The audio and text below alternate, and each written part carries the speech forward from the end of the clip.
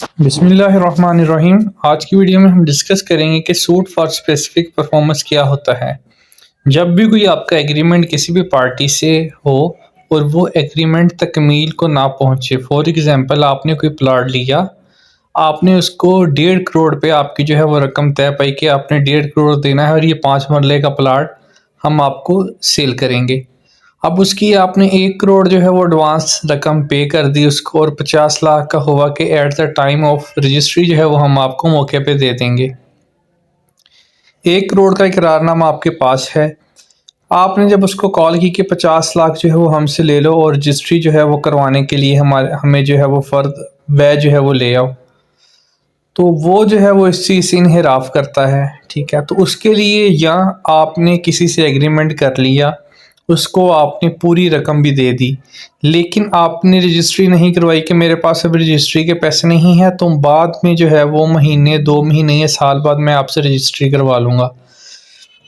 अब इकरारनामा आपके पास है, उस बंदे की जो रजिस्ट्री है वो भी आपके पास है, लेकिन चूँकि आपके पास पैसे नहीं थे रजिस्ट्री के, इसलिए आपने रजिस्ट्री नहीं करवाई। अब आप उसे कह रहे हैं कि रजिस्ट्री करवाओ, अब वो जो है वो टाल मटोल कर रहा है और जो है वो रजिस्ट्री करने से इनकारी है।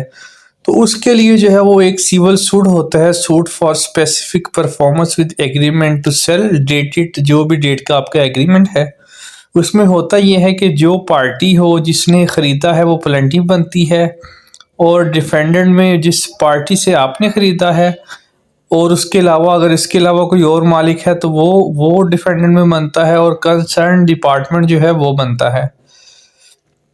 अगर तो आपने इसमें जो कोर्ट फीस है वो 15,000 कोर्ट फीस आप चिस्पा करते हैं, उसमें अगर तो रिमेनिंग कोई अमाउंट है तो उसको आप कोर्ट ऑर्डर कर देती है कि वो कौमी ख़जाने में जो कोर्ट का बजट होता है उसका 32A का फॉर्म भर कर जमा करवा दो, ताकि जब भी रिस्पोंडेंट आए वो वहाँ से विड्रा कर ले।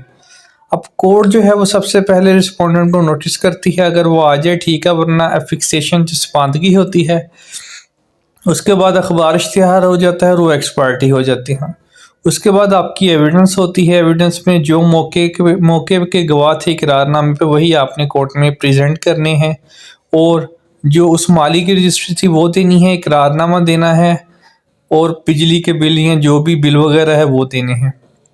उसमें कोर्ट क्या करती है, एक लोकल कमीशन अपॉइंट करती है जो मौके पे जाके सिर्फ ये देखता है कि ये प्रॉपर्टी पे इस टाइम काबिज कौन है। अगर आप ही काबिज हैं तो वो आके रिपोर्ट कर देगा कि मैंने रिस्पोंडेंट को नोटिस किए थे। अगर वो आ जाते हैं मौके पे ठीक है, नहीं आते तो वो भी कह देगा कि मैंने नोटिस किए, वो मौके पे नहीं आया और मैं मौके पे गया हूँ। इनके घर के इधर उधर जो भी 2-3 घर हैं उनके 2-3 गवाह बनाएगा कि वो भी मौके पे कह रहे हैं कि इन्होंने ये मकान ख़रीदा था आज से 5 साल पहले, 7 साल पहले, 2 साल पहले, और यही तब के काबिज हैं। उसके बाद एविडेंस होगी, एविडेंस के बाद जो है वो फाइनल ऑर्डर हो जाएगा, किस डिग्री हो जाएगा। उसके बाद आपको रजिस्ट्री करवाने के लिए एक एग्जीक्यूशन जो है वो फाइल करनी पड़ेगी, जिसको इजरा कहते हैं। इजरा में कोर्ट किसी भी बंदे को लोकल कमीशन अपॉइंट कर देगी, वो रिस्पोंडेंट के बिहाफ पे जाके आपके नाम जो है वो रजिस्ट्री एग्जीक्यूट करवाएगा, और आपके नाम रजिस्ट्री कोर्ट के थ्रू हो जाएगी। तो सिंपल जो है वो स्पेसिफिक परफॉर्मेंस का केस इसलिए होता है कि जो आपने एग्रीमेंट किया है उसको पाया तकमील तक पहुंचाया जाए।